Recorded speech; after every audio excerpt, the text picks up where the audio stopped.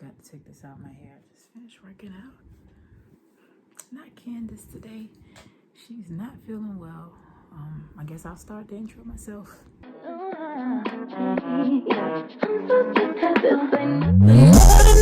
for me. We ain't going to your favorite place. Guess that's right.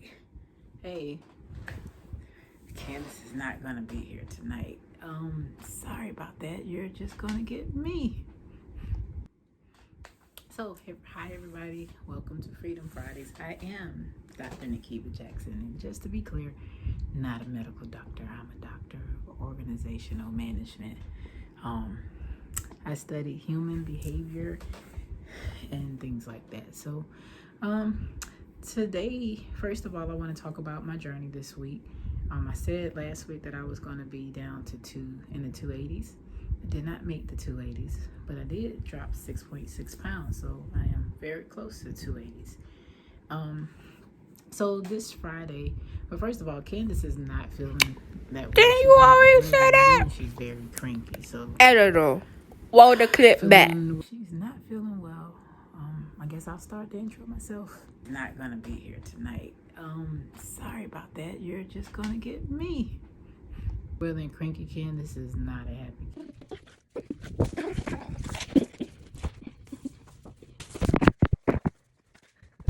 Candace, so it's me. I'm not as animated as she is, but I am who I am. So this is who you're stuck with tonight.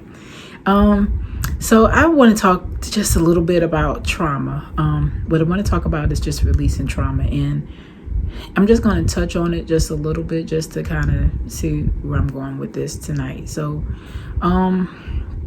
trauma is something that different people deal with in so many different ways. Some of it starts from childhood, some starts from like young kids, and then some of them can go to an adulthood. And, trauma is something that I guess it could be avoided, but the other parts of it, the unknowns is how it affects people. So if you deal with something as a child, no one can truly predict how it's going to have an impact on you throughout your childhood, the different relationships you have, the different experiences you have, and even as you become an adult, some of us, when we deal with certain things, we learn to repress them, and we learn just how to function with them, and then certain things come up and they bring it, and then, bringing in the part of being a parent, I feel like, for me specifically, it's like things that I went through. It's like my child is not going to go through this. And then when you see similar patterns repeating itself, you start really being introspective in terms of what is it about me that I didn't deal with, that I got to deal with. And, for me, I believe there are certain things as generational curses, and that we got to stop being afraid to talk about what happened in the past. That's pretty much with anything in life. When you bury the things that happened in the past and you act like they don't happen, it's like you're not allowing yourself to be free, because someone can always dig something up. And if you dig something up that's been buried because you don't want to address it, it's going to come back later on and affect you, especially when you haven't dealt with it. Say if you haven't addressed it, so it's the same thing. So if you haven't dealt with it and it gets uncovered, you're reliving it all over again. So even if you dealt with something as a kid and you're still living today, thank God that you're still living. And now you figure out a way to heal, whether you need to talk to someone, a professional, whomever it is, because what happens is it can weigh you down in so many different ways in life. Food is an addiction.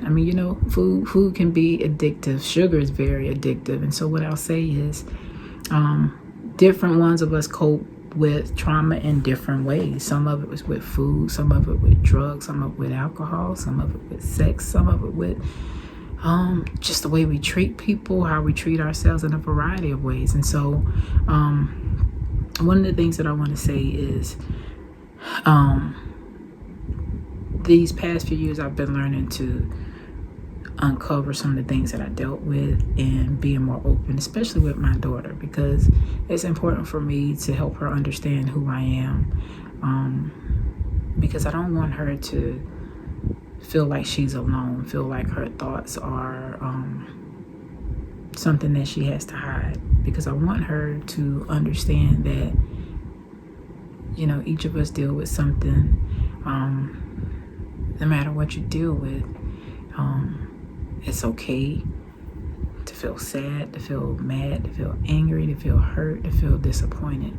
But the thing that I learned when I was a younger girl, I used to always say this scripture, and I think it's in Luke. I forget the exact scripture. I think it's 6:42, but it talks about how can you pretty much talk about being a hypocrite. How can you have something in your own eye and try to help someone else when you got it in your eye? So something might take the speck out of your eye, you're a hypocrite.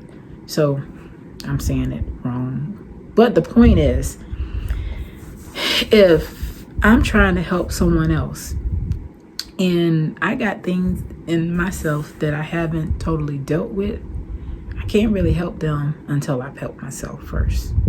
That comes with pretty much everything you do, because what you're going to be doing is weighing yourself down even further, weighing yourself down with other people's issues. And hey, a lot of times the healing comes from within. It comes from within yourself. You got to face it. You got to learn how to deal with it. And then through you facing it and dealing with it, your healing comes and others can be healed around you. And being able to share, you know, what you went through, how you overcame it. And it releases so much weight and so much pressure off you as a person. And so I'll say, you know, I will say I've learned to eat my feelings sometimes. I've learned to deal with my feelings in other ways. And those ways that I've dealt with it haven't served me well in the long run. Like, I function high, meaning I can get things done, but at the end of the day, I still have things that I deal with mentally. And it's a thing that I deal with, but recognizing the past, recognizing what hold it once had on me, and learning that I am not that same person mentally, but I've grown stronger because of it, and walk away from being a victim and learn how to be victorious in it, recognizing where my strength comes from, knowing that I'm stronger than all the stuff that was sent to kind of take me away, and then even change my mindset on, hey, that stuff was sent to build me up and to make me a stronger person so I can be a stronger mother, a stronger woman, and just strong in everything that I do. And I do. I'm thankful for the grace of God just to have me living right now, and to be able to share just anything with my child, so it helps her not have to deal with things the way that I dealt with it. And even as she deals with certain things, she knows how to talk about it instead of suppressing it. So like I said, didn't want to talk about it too long, but just to acknowledge, you know, there's such thing as trauma that each of us experience in some shape, form, or fashion, and we deal with it differently. Like I said, it shows up in the way we relate to other people. It shows up how we respond in our jobs. It shows up on how we treat ourselves, our self-worth, even recognizing your voice, understanding it, and walking and living in your best version. So just learn how to acknowledge the past so you can move to a better and brighter future for yourself. And when you learn to acknowledge the past and work on healing yourself from the past, you'll be a better person. You'll feel so much free and happy. So that's all I wanted to share with you today, Freedom Fridays. I hope you have a wonderful weekend and the rest of the week. Bye. I'm so bad at this camera angle, but listen, I wanted to acknowledge my daughter for Mother's Day Sunday.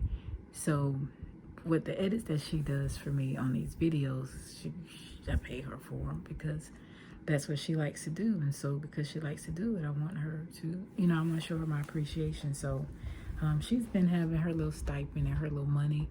And so she told me she wanted to do something for me for Mother's Day. And so she took me out, or she can't drive, but she took me out and she wanted to get my pedicure, but we took too long, and so she bought me some outfits and a pair of shoes, and she bought herself some shoes. So I thank God for sending me such a sweet, beautiful daughter that she's selfless and she's a blessing. So thank you, Candace.